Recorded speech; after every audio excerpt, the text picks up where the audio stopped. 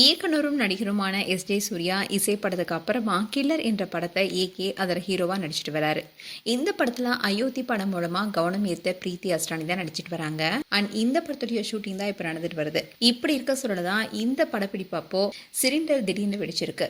இந்த விபத்துல 4 பேர் காயமடைஞ்சிருக்காங்க. இந்த விபத்துல பரிதாபமா ஒரு உயிர் போயிருக்கு. இந்த விஷயம் தான் இப்ப பலருக்குமே அதிர்ச்சி கொடுத்திருக்கு.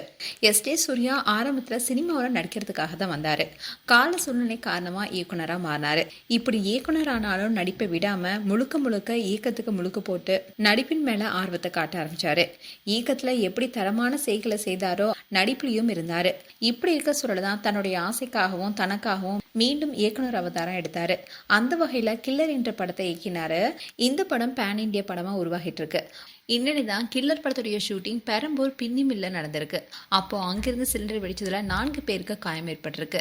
அங்க உடனடியா மருத்துவமனையில அனுமதிக்கப்பட்டு அவங்களுக்கு சிகிச்சையும் வழங்கப்பட்டிருக்கு. ஆனா சிகிச்சை பலனளிக்காம மதுரவாயில சேர்ந்த மதன் என்பவர் பரிதாபமா உயிரிழந்திருக்காரு.